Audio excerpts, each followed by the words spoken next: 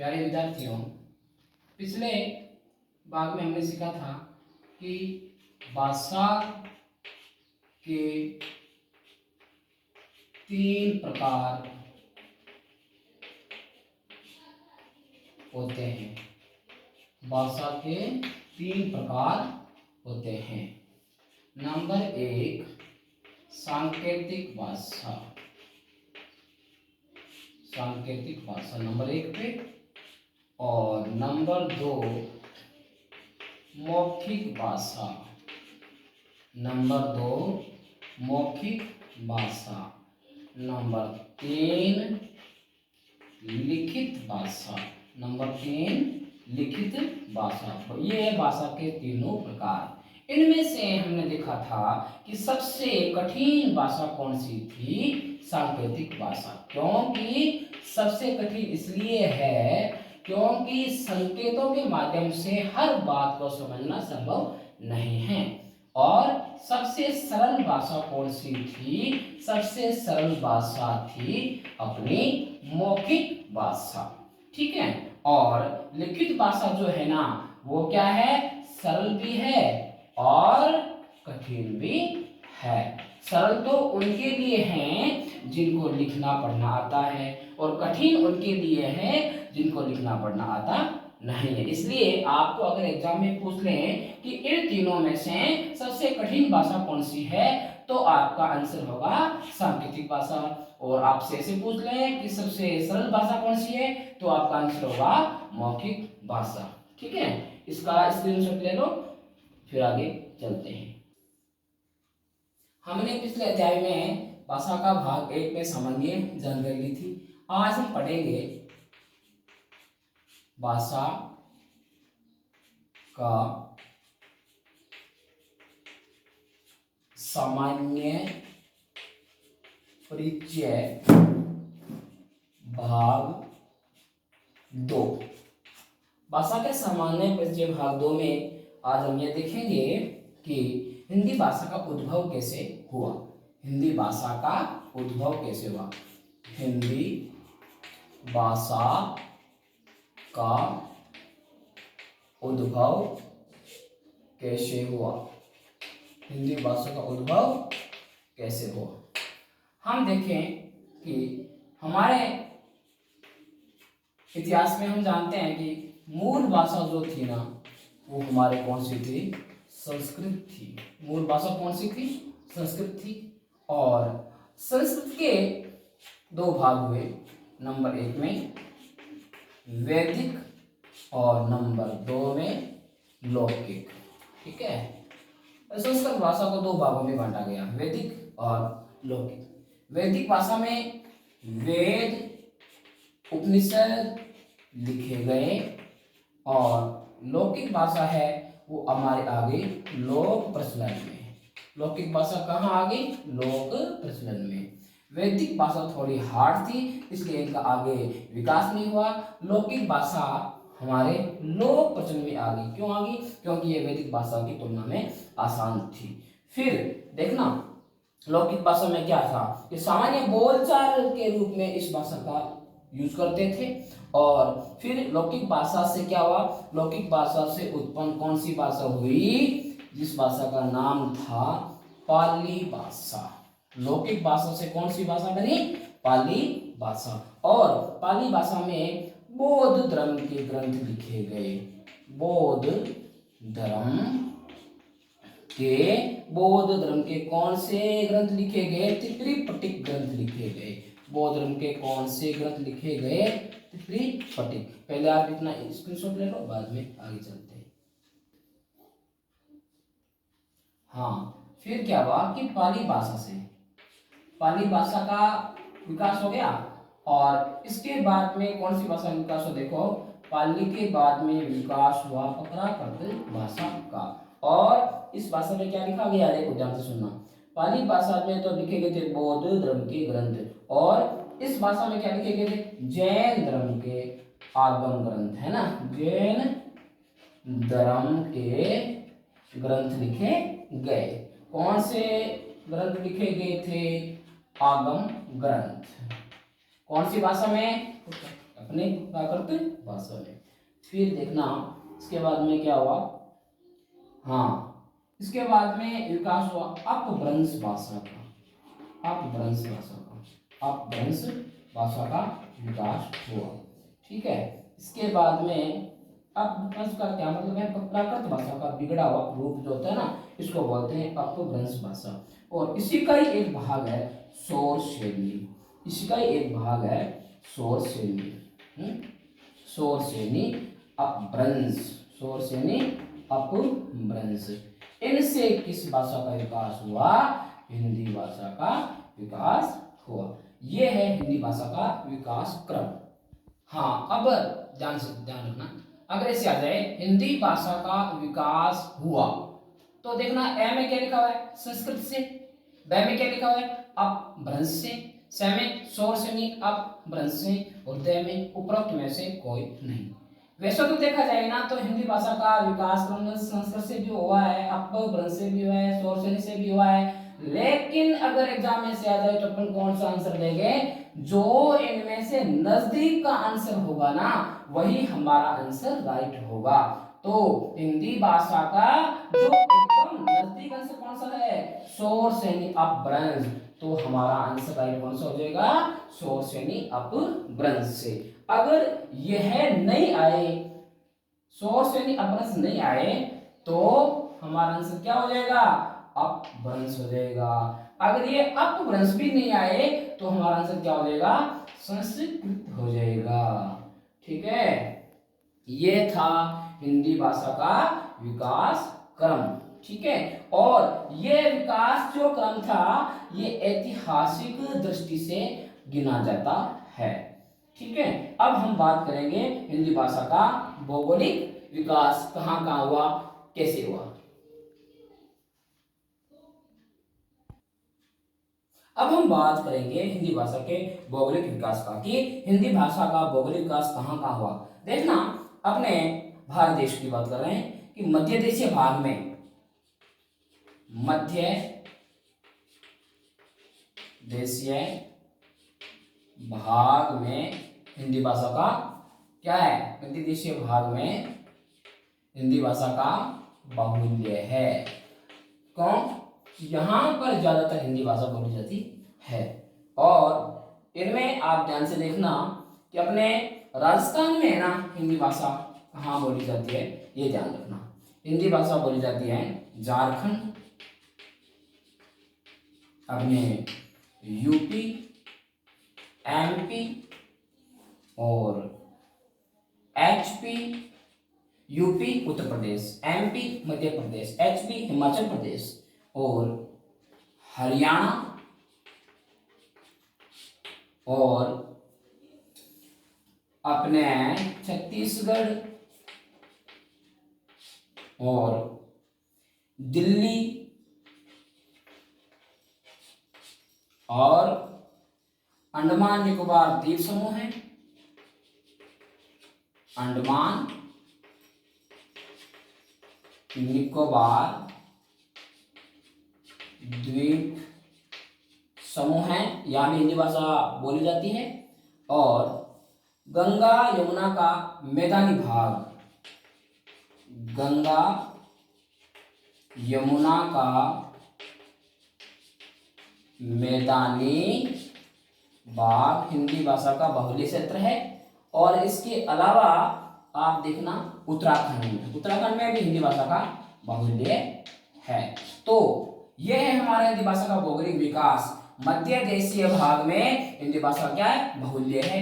और अपने राजस्थान में देखना झारखंड, उत्तर प्रदेश, मध्य प्रदेश, हिमाचल प्रदेश, हरियाणा, छत्तीसगढ़, है ना, इनमें क्या है, हिंदी भाषा बोली जाती है। और इसके अलावा दिल्ली, अंडमान निकोबार द्वीप समूह है और गंगा यमुना का मैदानी भाग, इनमें और उत्तराखंड में हिंदी भाषा का विकास हुआ। क्यों हुआ, क्योंकि वहाँ ये जो आपके जो ये क्षेत्र है ना, हिंदी भाषा के भौगोलिक क्षेत्र में गिने जाते हैं।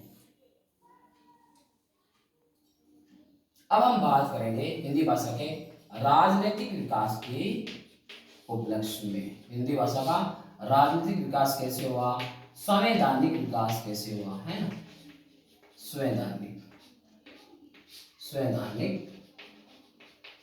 विकास। ध्यान रखना, हिंदी भाषा संविधान की अनुसूची 8 में 22 भाषाओं का उल्लेख है। हमारे भारत के संविधान की बात कर रहे हैं। भारत के संविधान की अनुसूची 8 में 22 भाषाओं का उल्लेख है। कितनी भाषाओं का? 22 भाषाओं का उल्लेख है। 22 भाषाओं का उल्लेख है। हमारे संविधान में अनुसूची 8 में 22 भाषाओं का उल्लेख है, जिनमें हिंदी भी शामिल है। हिंदी भी शामिल है। और इस बात का भी ध्यान रखना है कि हमारी ये जो हिंदी भाषा है ना, इनको हमारे संविधान में राजभाषा का दर्जा दिया गया है। राजभाषा का दर्जा दिया गया है। हिंदी को हमारे संविधान में किस भाषा का दर्जा दिया गया है? राजभाषा का दर्जा दिया गया है। जो हमारे संविधान में, ध्यान रखना, भाग 17 के अनुच्छेद, ये वेरी वेरी मोस्ट, इसको याद करना अनिवार्य है। इसका बहुत बार पूछ चुके हैं एग्जाम में। हिंदी भाषा के लिए बात कर रहे हैं। राजभाषा का दर्जा मिला संविधान के भाग 17 के अनुच्छेद 343 से लेके और 351 तक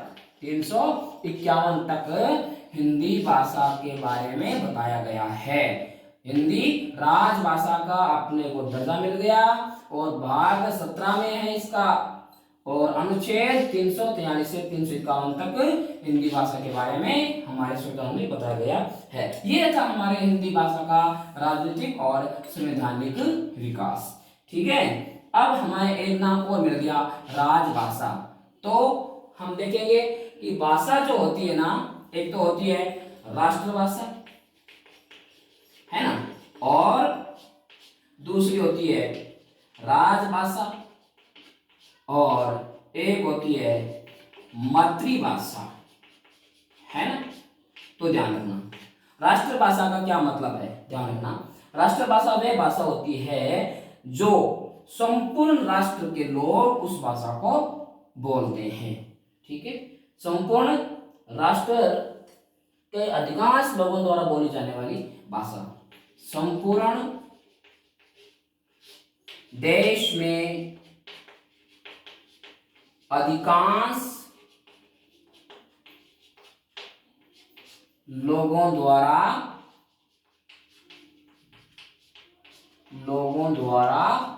बोली जाने वाली भाषा राष्ट्रभाषा होती है। राष्ट्रभाषा होती है कौन सी? देखो, संपूर्ण देश में अधिकांश लोगों द्वारा जो भाषा बोली जाती है वो राष्ट्रभाषा है। ठीक है, और ध्यान देना, राजभाषा क्या है? वह भाषा जिसमें राज कार्य संपन्न होते हैं, जिसमें अपने देश के अंदर राज कार्य और प्रशासन संबंधी कार्य संपन्न होते हैं, वह कौन सी भाषा है? राजभाषा। और मातृभाषा कौन सी है? मां के मुख के द्वारा हम जो भाषा सीखते हैं ना, मां के मुख से सीखी गई भाषा, मां के मुख से सीखी गई भाषा कौन सी भाषा होती है? मातृभाषा। और अभिव्यक्ति का सशक्त माध्यम में होता कौन सा है? मातृभाषा होता है। अगर एग्जाम में आ जाए कि अभिव्यक्ति का सशक्त माध्यम इनमें से कौन सी भाषा होता है, तो आप सीधा आंसर लिख देना, मातृभाषा जो है ना, ये अभिव्यक्ति का सशक्त माध्यम है। ठीक है, यह थी हमारी भाषा के बारे में आपको बताया।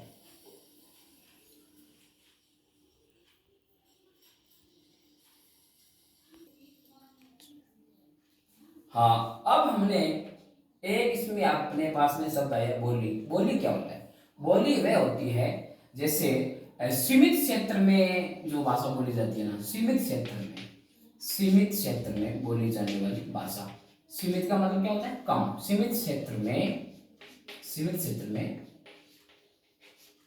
बोली जाने वो वाली भाषा, ये होती है बोली।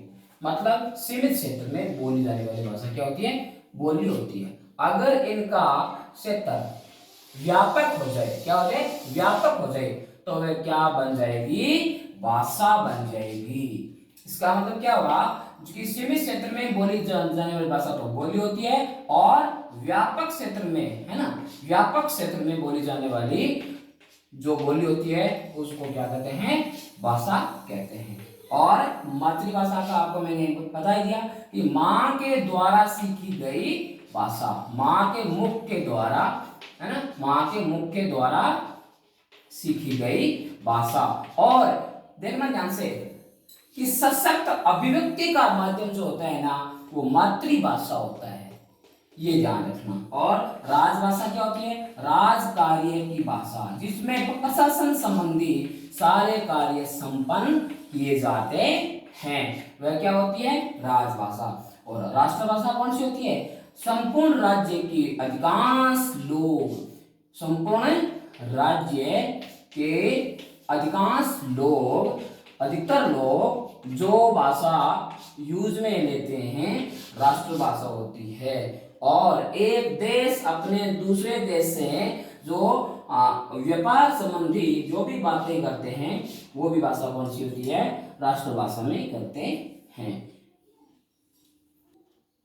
अब हमने जो भी कुछ सीखा है भाषा के बारे में, उसकी संपूर्ण अपन लेते हैं, एक बार के लिए जानकारी लेते हैं।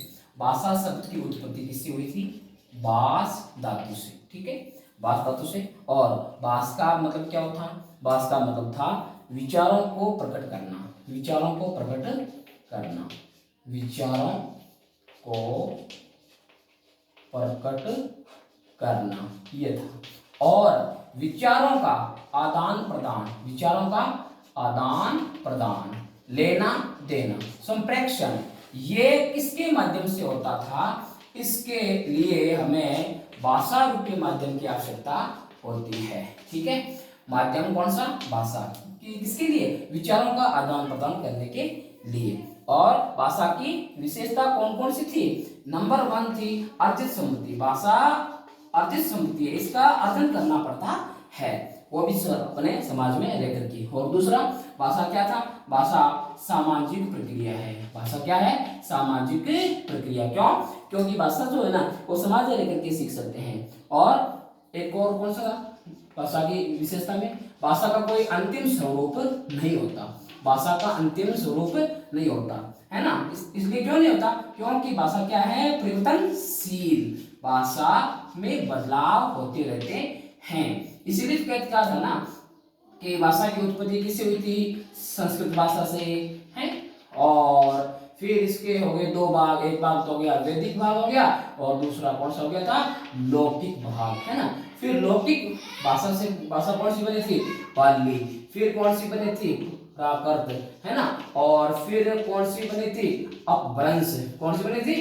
अपभ्रंश बनी थी। और फिर इससे बनी थी शोषणी अपभ्रंश, ठीक है। और इससे क्या हुआ था? हिंदी भाषा का विकास हुआ था। इसीलिए कहते हैं ना कि भाषा क्या है? कि परिवर्तनशील है। भाषा क्या है? परिवर्तनशील है। ये भाषा की क्या है? विशेषता है। और भाषा की विशेषता में क्या है? भाषा का कोई न कोई मानक रूप अवश्य होता है, और इसका संबंध किससे होता है? लिपि से, है। और अपने हिंदी भाषा की लिपि कौन सी है? देवनागरी लिपि है, ठीक है। और भाषा का जो स्वरूप होता है ना, वो क्या होता है? कठिन से सरल की ओर। भाषा का स्वरूप कैसा होता है? कठिन से सरल की ओर। ऐसा क्यों? क्योंकि जब तक हमें भाषा का ज्ञान नहीं है, तब तक वो हमारे लिए क्या है? कठिन है। और जैसे जैसे हमें भाषा का ज्ञान होता जाता है, हमारे लिए भाषा क्या हो जाती है? सरल बन जाती है, ठीक है। तो ये था भाषा की विशेषताओं में अंतिम बिंदु। फिर भाषा को सीखने के लिए मनोवैज्ञानिक दृष्टिकोण से कितनी चीजों की आवश्यकता थी, यह भी हमने सीखा था। नंबर 1 में क्या था? अभ्यास। नंबर 1 में क्या था? अभ्यास। और नंबर 2 में क्या था? अनुकरण। क्या था? अनुकरण। और एक बार और कौन सा था? जिज्ञासा, यानी कि जानने की इच्छा। ये था भाषा के मनोवैज्ञानिक दृष्टिकोण के लिए आवश्यक चीजें। और इस मतलब देखो क्या है, जिज्ञासा मतलब क्या है, जानने की इच्छा। अनुकरण होता है दो प्रकार का, लिखित और मौखिक। अभ्यास मतलब कैसे कि जितना अभ्यास करेंगे उतना ही हमारे लिए भाषा का विकास अच्छा होगा और हमारे लिए अभिव्यक्ति सशक्त हो जाएगी। अब हम बात करते हैं, हमारा पहला प्रश्न है, भाषा का विकास किस धातु से हुआ। एग्जाम में आ जाए भाषा का विकास किस धातु से हुआ, तो सीधा सीधा इसका आंसर होगा बास धातु से भाषा का विकास हुआ। फिर भाषा का विकास क्रम क्या है, इंग्लिश के लिए LSRW।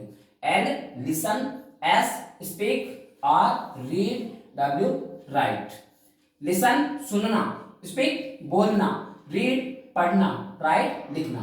LSRW यह है भाषा का विकास क्रम। यह वेरी वेरी मस्ट क्वेश्चन है, ध्यान रखना। और इसमें एक और लिखा है मैंने 5वें नंबर में क्वेश्चन, देखो मारिया मॉन्टेसरी के अनुसार भाषा का विकास क्रम क्या है, तो मारिया मॉन्टेसरी ने क्या किया, ये पीछे दो दे रखे ना RW, उसको क्या आगे पीछे किया है LSWR। ये है मारिया मॉन्टेसरी के अनुसार भाषा का विकास क्रम। और इसके बाद में नंबर 3 में क्या लिखा मैंने, सबसे सरल भाषा कौन सी, अगर आ जाए तो क्या बोलोगे, सबसे सरल भाषा बताओगे मौखिक भाषा को, ठीक है। और ऐसे आ जाएगा सबसे कठिन भाषा कौन सी है, तो आप बताओगे सांकेतिक भाषा को, ठीक है। और ऐसे आ जाए कि सबसे सरल व कठिन दोनों प्रकार की भाषा कौन सी है, तब आएगा लिखित भाषा, ठीक है। और भाषा को सीखने के लिए कितनी चीजें मनोवैज्ञानिक दृष्टिकोण से जरूरी है, तो वहां 3 बिंदुओं का जिक्र किया जाता है। नंबर 1 जिज्ञासा, और नंबर 2 अनुकरण, और नंबर 3 में आ जाएगा आपके अभ्यास। नंबर 3 में क्या आ जाएगा, अभ्यास। ये थे आज के 5 महत्वपूर्ण प्रश्न। अब हम देखेंगे गाड़ियों का हॉर्न, चिड़ियों का चहकना, हूं, हां आदि किस भाषा के उदाहरण है। अगर एग्जाम ऐसे आ जाए कि गाड़ियों का हॉर्न, चिड़ियों का चहकना, हूं, हां, मुंह से हूं, हां आदि किस भाषा के उदाहरण है, तब आपका आंसर क्या होना चाहिए, सांकेतिक भाषा।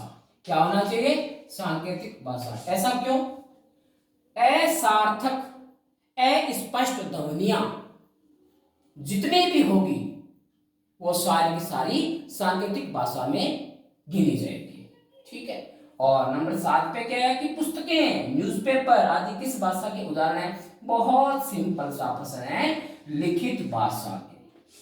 कौन सी भाषा के एग्जाम्पल है ये, लिखित भाषा के। और फोन, रेडियो, मोबाइल, इंटरव्यू यानी साक्षात्कार, आपने देखा है कि ये किस भाषा के उदाहरण हैं, तो ये होंगे मौखिक भाषा के उदाहरण। क्यों, क्योंकि इसमें अपने को अभिव्यक्ति मौखिक रूप से की जाती है बोल करके, और अपन इसमें सुन करके क्या करते हैं, ग्रहण करते हैं। हाँ, 9वां प्रश्न, संविधान में हिंदी भाषा को कौन सी भाषा का दर्जा मिला हुआ है।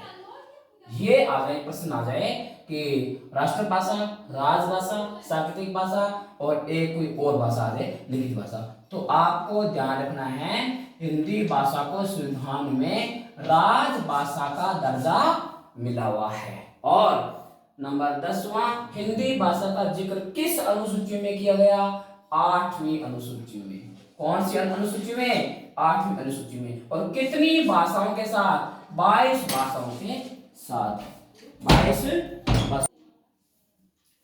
हिंदी भाषा का जिक्र 8वीं अनुसूची में और 22 भाषाओं के साथ किया गया है। हिंदी को राजभाषा का दर्जा संविधान के किस भाग में, भाग 17 में, भाग 17 में। और किस अनुच्छेद में, 343 से लेके 351 तक, ये अनुच्छेद में हिंदी को राजभाषा का दर्जा मिला गया है। आज इतना ही, बाकी अगली क्लास में।